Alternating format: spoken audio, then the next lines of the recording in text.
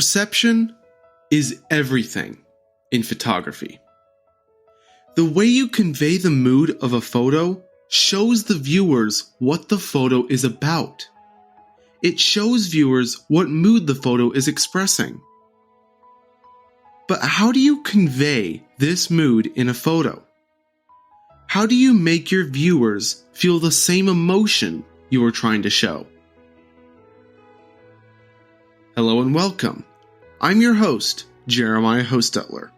Welcome to Infinite Journeys.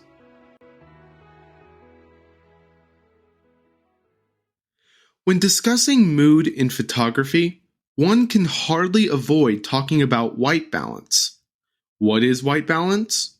Well, it's basically the adjustment of the vibrancy of colors in photos. For example, in a more sunny environment, the photo may look more naturally colored than in an environment with a sunset. Oftentimes, when taking pictures of sunsets, the photo will have a red, orange, or yellow tint to it. Of course, it's expected, as a sunset is more commonly known to be red, orange, or yellow. However, cameras have a hard time making that distinction between tint and natural color. Going back to the example of the sunset, we see that in order to make it more natural, the white balance has to be changed to diminish the vibrancy of the colors in the sunset. Before I get into how to solve this, I first have to talk about the white balance settings most cameras come with. There are 7 main presets for white balance: auto, daylight, cloudy, shade, tungsten, fluorescent, and flash. Each of these presets put a hue on the photo. Daylight, cloudy, shade, and flash will give you a more warm tone to your photo by creating a red, orange, yellow hue, while tungsten and fluorescent will give a cooler tone to your photo by creating a more blue hue. There is also a custom setting for some cameras that you can use to set the white balance to where you prefer. Basically, the easiest way to think about this is the higher the number you use, the cooler the photo will get, and the lower the number you use, the warmer the photo will get. Now, these presets and the custom settings are great for getting creative with photos.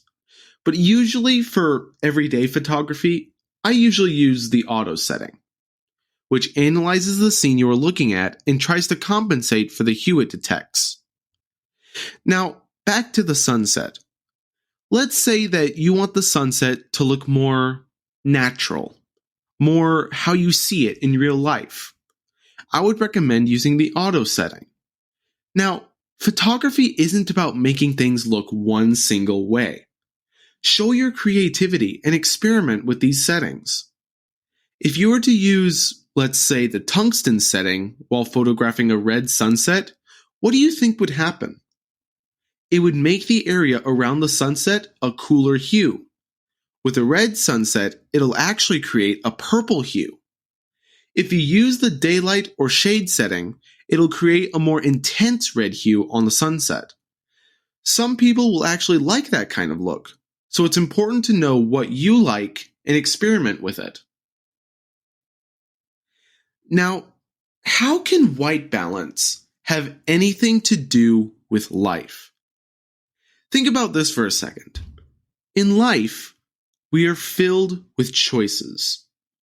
Choices that test ourselves to help us grow. White balance is a lot like that.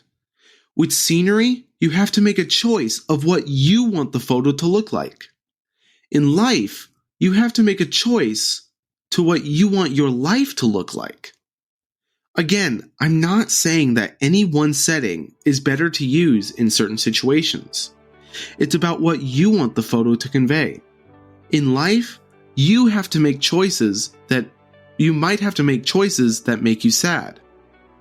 Whether it be pushing a divisive friend away, choosing to tell your parents of a mistake you made, or even as subtle as eating the dreaded food that you hate.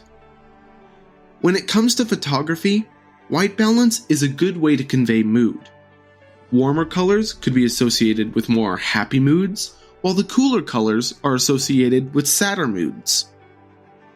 The most important hint to take away from this lesson is that in photography, as in life, there are choices you have to make. It may have a happy connotation or a sad one, but both are important in those worlds. Both are necessary to help you grow as a photographer and as a human being. And oftentimes, moods can combine.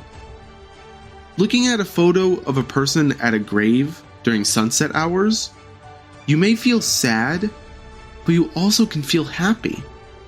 You may feel motivated to carry on the memories of that person that died. It's just like life.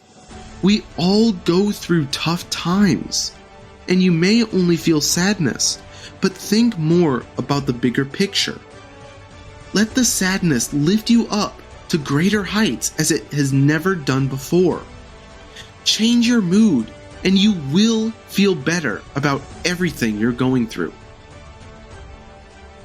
You just listened to Infinite Journeys. I'm your host, Jeremiah Hostetler. Keep making choices, even when you feel depressed. Have a wonderful week.